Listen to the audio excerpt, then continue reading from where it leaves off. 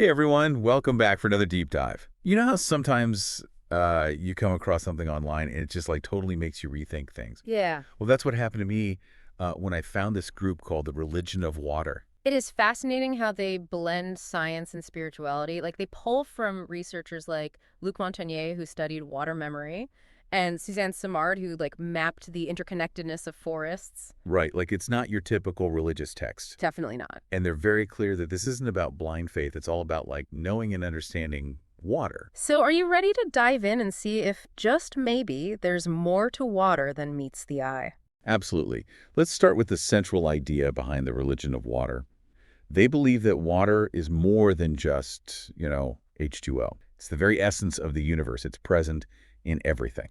Not in the way we usually think about percentages. It's more about water being like a fundamental building block, Yeah. a total essence that manifests in different forms. You've got your, solid ice, you got your liquid water, you got your gaseous steam. Uh-huh.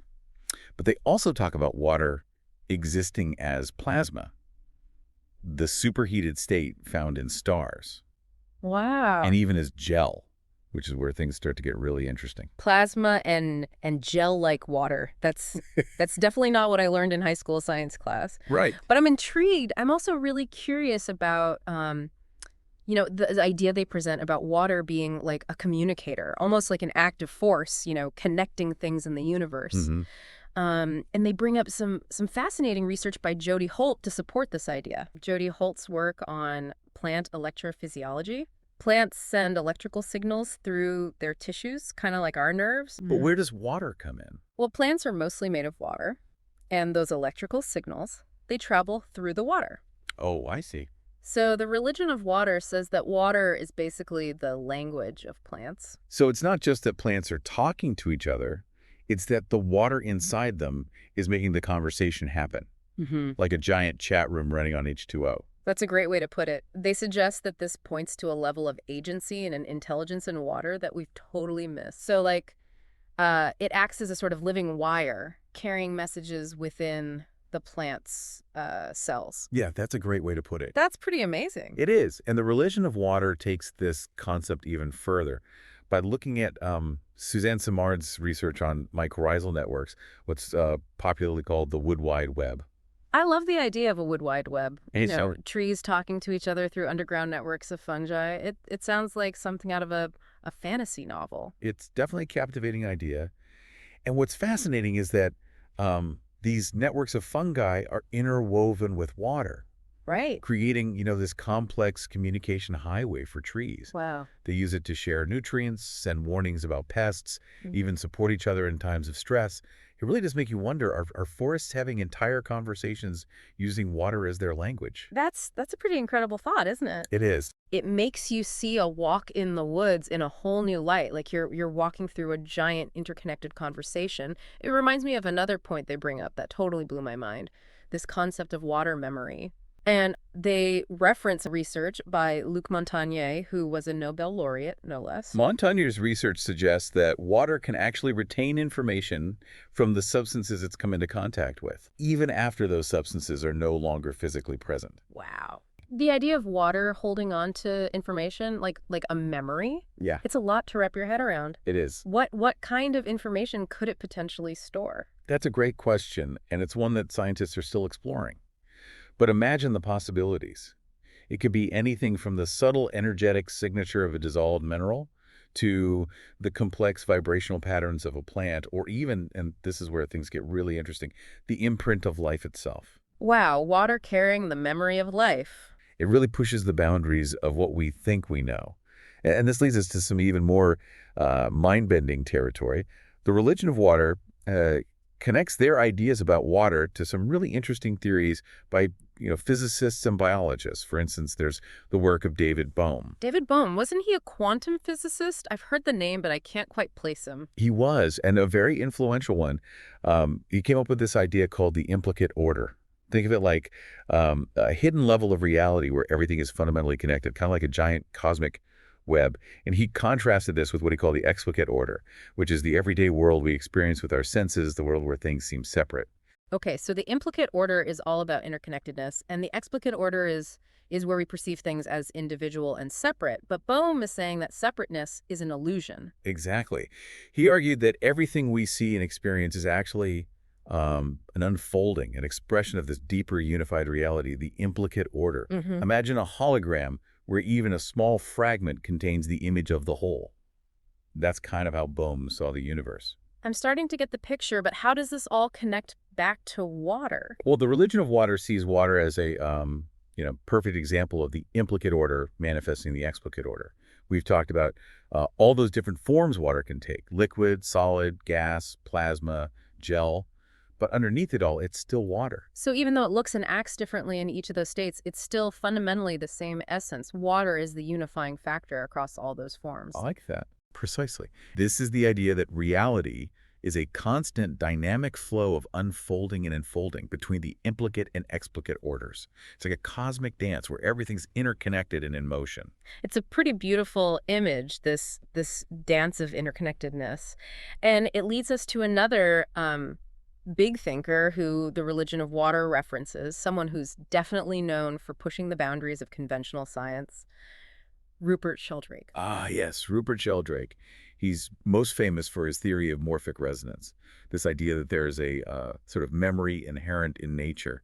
His idea is that similar forms and behaviors, whether in crystals, plants, animals, or even societies, can influence each other across space and time through this morphic field. It's like a collective memory field that shapes how things develop and behave. So it's not just our individual memories, but a memory that's shared by everything in the universe, a memory that guides and shapes how things unfold. So where does water come into play in Sheldrake's model of the universe? Well, think back to that idea of water memory we discussed earlier, based on Luc Montagnier's research. If water can indeed store information even after the original substance is gone, then it could be a key player in how this morphic resonance works. So if water is everywhere and can potentially carry memories from everything it's interacted with, it could be the medium through which this collective memory is shared, almost like the internet of the universe. And it's a great analogy. Yeah. Yeah, it suggests a level of interconnectedness that's both awe-inspiring and a little bit mind-boggling.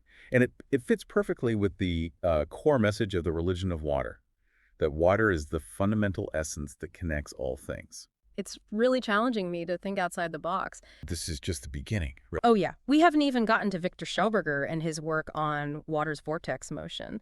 That's where they bring in the concept of water having this, like, life-enhancing energy.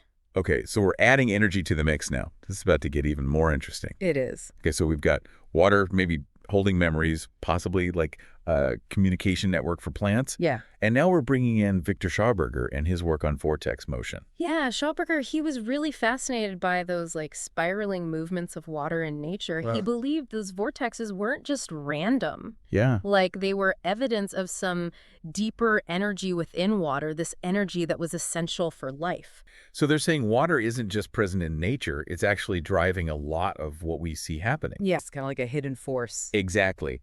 They believe this life-enhancing energy is responsible for everything from how plants grow to the health of ecosystems. Wow. They even point to Schauberger's work to explain like the structure of snowflakes Oh, wow. and the flow of rivers. I'm trying to picture it. It's like water is the choreographer of nature, guiding the dance of life. It's a beautiful way to think about it. This is getting pretty deep.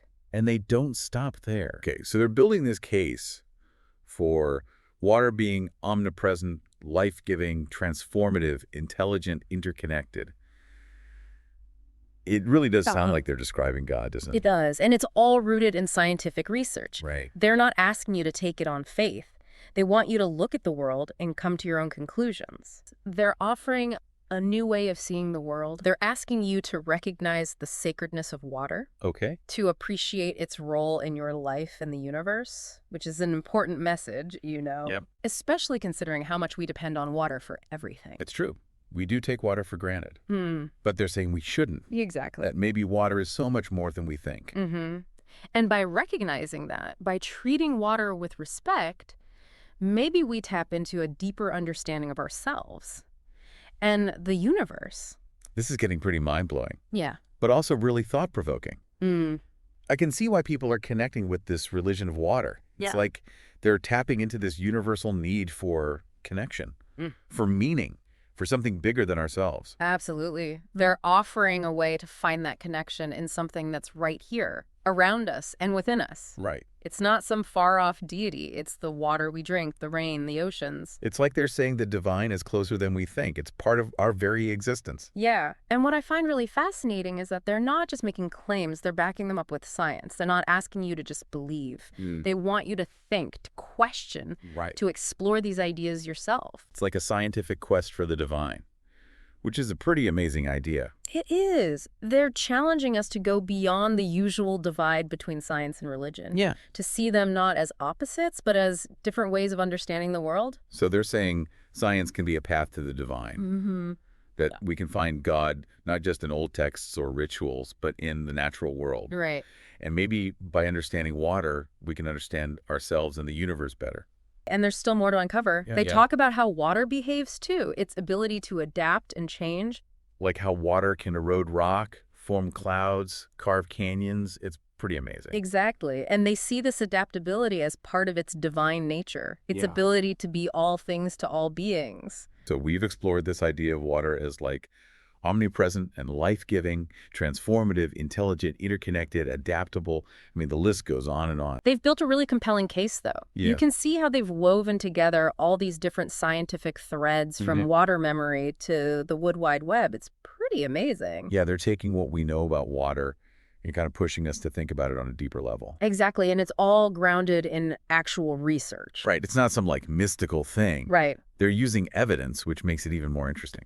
They're not asking you to, like, abandon reason or logic either. They want you to use those tools to explore the idea that water is just way more than we've ever realized. There's one more fascinating connection they make that we need to explore. Okay. They bring in the work of Villayanur Ramachandran, a neuroscientist known for his research on mirror neurons and phantom limb pain. Mirror neurons and phantom limb pain. It might seem like a strange leap, Okay. but they see it as a powerful illustration of water's role in bridging the physical and the mental. Yeah, the mirror box experiment is one of those things that always blows my mind. Really? You're telling me that using a mirror to create a visual illusion can actually help reduce pain? How does that even work? It's pretty remarkable. Ramachandran was working with patients who had lost limbs and were experiencing phantom limb pain. Phantom limb That feeling that the missing limb is still there and causing pain. Right.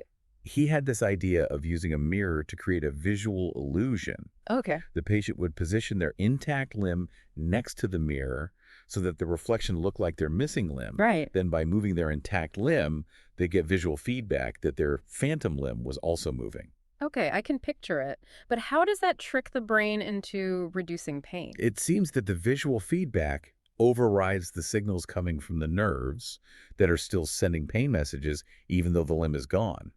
It's like the brain is saying, well, if I can see the limb moving, it must be okay, and the pain subsides. That's so wild. But what does any of this have to do with water? Where does the religion of water fit into all of this?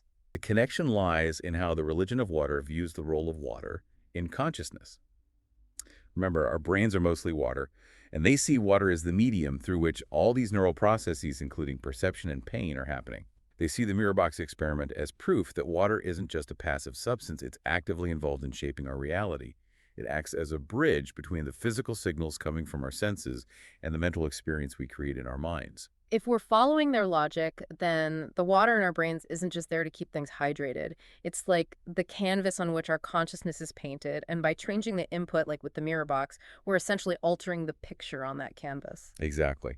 They believe that water is the medium through which our thoughts, feelings, and perceptions arise, and if water is the essence of God as they claim, then this suggests that God is not some distant entity, but an active participant in our conscious experience. Okay, now that's a mind-bending concept. It's like saying that God is working through the water in our brains to shape our reality. It blurs the lines between the physical and the spiritual in a way I've never considered before. It definitely challenges conventional thinking about the nature of God and consciousness, and it raises all sorts of questions about the implications for how we view ourselves and our place in the universe. But what I'm really grappling with is how do we actually apply these ideas in our lives? I mean, they're pretty abstract concepts. That's a great question, and one that I think a lot of people struggle with. But sometimes, abstract concepts can be made more relatable through familiar figures. The religion of water actually points to the philosophy of someone you might not expect, Bruce Lee. Bruce Lee. the martial arts legend. What does he have to do with the religion of water? More than you might think. Bruce Lee wasn't just a phenomenal martial artist. He was also a deep thinker. And his philosophy was very much in line with this idea of fluidity and adaptability, just like water. You probably heard his famous saying, "Be water, my friend."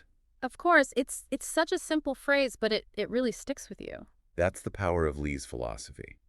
He saw water as uh, a model for how we should navigate life, a metaphor for strength, resilience, and adaptability. Just think about water. Hmm. It can be gentle as a stream or powerful as a tsunami. It can carve through rock or nourish a delicate flower. It all depends on the circumstances. So it's about being flexible, responding to whatever life throws at you, just like water adapts to its environment. Instead of being rigid and unyielding, we should aim to be more like water, flowing around obstacles and finding our way forward. Exactly. And just like water connects different parts of an ecosystem, Lee's philosophy encourages us to find connection and harmony in our relationships, in our communities, and with the world around us. It's a mindset shift that the religion of water is trying to inspire. Yeah. They want people to look at water not just as a resource, but as a source of wisdom and inspiration, to see the profound nature of something we so often take for granted. It makes you think about all those sayings about water reflecting our inner state. Still waters run deep. Maybe there's more to those metaphors than we realize. Perhaps. And maybe the religion of water is offering us a new way to understand those ancient truths, a way to see ourselves and the universe through the lens of water.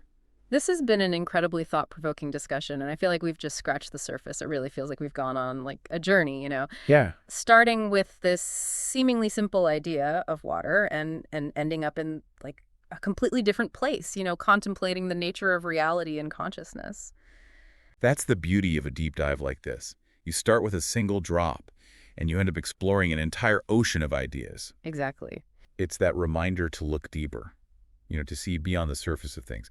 The religion of water encourages us to question our assumptions about the world, to consider the possibility that there's more to reality than meets the eye. I think that's a really important point. It's easy to get like caught up in the everyday hustle and forget to just stop and wonder, to appreciate the mystery and the complexity of the universe. Absolutely. And when you start to look at water through this lens, it becomes so much more than, just a substance. It's a symbol of connection, of flow, of adaptability, of the very essence of life itself. And I think that brings us to one of the most powerful aspects of the religion of water. Their emphasis on the interconnectedness of all things. It's not just a poetic idea. If water is this, fundamental essence that connects everything in the universe, then harming water is ultimately harming ourselves. It's a reminder that we are not separate from nature, that our actions have consequences that ripple outwards, affecting the whole web of life. That's a sobering thought, but also an empowering one.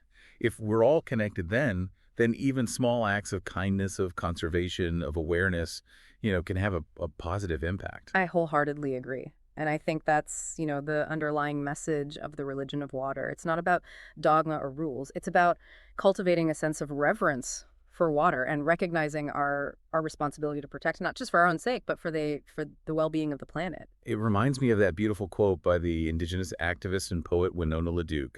"Water is life. We are water. When we pollute our waters, we pollute ourselves." Such a powerful statement. And it perfectly encapsulates the essence of what we've been discussing. The religion of water isn't just about, changing how we think about water. It's about changing how we live in the world. So for listeners who are, feeling inspired by these ideas, where can they learn more about the religion of water and maybe even, explore this way of thinking for themselves? Well, as we mentioned at the beginning, the religion of water is primarily a social media phenomenon. You can find them on all the major platforms. Just search for religion of water. It's funny, when we started talking about this religion of water thing, I was like, really? It just seemed a little too far out for me. But the more we talk about it, the more I'm starting to see what they're getting at. And it's pretty cool. I know what you mean. It's easy to just dismiss stuff that's different, but when you actually listen to their arguments, it makes you think. Yeah, totally. And for me, one of the most mind-blowing things is how they connect Vilayana Ramachandran's work, with mirror neurons and that mirror box thing to all this, like neuroscience meets spirituality. Right. And it all comes back to this idea that water is the thing that connects us, not just physically, but like in our minds and hearts, too. That mirror box thing is still just blowing my mind. How can a mirror make your brain think a missing limb is there and even take away the pain? It's wild. It really shows you how powerful our minds are, how our thoughts can change how we experience reality. And remember, the religion of water folks keep saying that our brains are mostly water, and so are the neural pathways that create that illusion, the feeling of the phantom limb. So they're saying that water is literally the thing that carries those signals, connecting the physical brain with the phantom limb that the brain thinks is still there. Exactly. They see water as the key connection, the thing that lets the mind and body talk to each other and affect each other. That's pretty deep when you think about it. And they take it even further, right? They say the mirror box is like a miniature version of how water unites everything in the universe. That's right. The mirror makes a kind of virtual reality where the missing limb feels whole. And they believe that water connects everything in the universe in the same way, creating this one big unified system. So, like, it's a pattern that repeats, where this idea of connection and unity works on different levels, from tiny nerves in our brains to the whole vast universe. I like that. A repeating pattern. And then they bring it back to mirror neurons, those things that let us feel empathy, to feel what other people are feeling. Right, like empathy programs in our brains. Exactly. And the religion of water would say that water is what makes that possible, what lets us connect with each other so deeply. It's the hidden force that ties us all together, physically, emotionally, and spiritually, all of it. That's actually a really beautiful idea. Water is the source of empathy, compassion, maybe even love. It's not just something, it's the basis for all these things that make us human. I think that's what people find so appealing about this whole philosophy. It's a way to see ourselves as connected, not just separate individuals, but part of something bigger and always changing. And that brings us back to Bruce Lee and his be water thing. Yeah. It's amazing how the religion of water takes that simple saying and turns it into this huge vision of the universe. It's impressive how they use science, philosophy, even culture, to create this whole story about how water is at the center of everything. They really make you think outside the box. That's a huge change in how we see things. It really is. It makes us rethink everything we thought we knew. The stars, the mountains, the trees, ourselves, they're all just different forms of this one thing, always moving and changing, but always connected. And I think that's what I find so inspiring about all this. It goes beyond the lines we draw between things, between us and nature, between science and spirituality. It's a vision of unity, of everything being connected, of a universe where it's all one. And it makes us ask some big questions, doesn't it? If the universe really is water, and water is this divine force, what does that mean for us? What does it mean for how we treat each other and the planet? It definitely gives you something to think about. And maybe that's the whole point. Maybe the religion of water isn't trying to give us all the answers. Maybe it's just trying to make us ask better questions, to look at the world in a new way and feel that sense of awe again.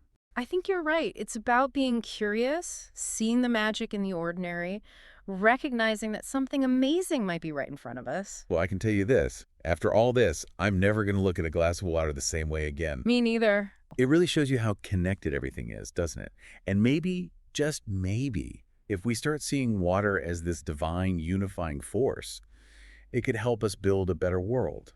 A world with more compassion, a world that's more sustainable, a world where everyone feels connected. That's a beautiful thought, and one worth remembering as we try to figure out how to live in this complicated world. Well said. And for everyone listening who's as fascinated by this as we are, you should check out their social media. They're on Instagram and Twitter at Religion of Water. They've got some really interesting stuff over there. Definitely worth checking out. This has been a really interesting deep dive. I agree. It's made me think about water differently, for sure. Mm-hmm. And maybe it's even sparked a little spiritual curiosity in me. That's the cool thing about exploring new ideas. You never know where they might take you. Absolutely. So to all our listeners out there, keep questioning, keep exploring, and stay open-minded. Yeah. The world is full of mysteries, and sometimes the biggest truths are right in front of us. You said it. Until next time.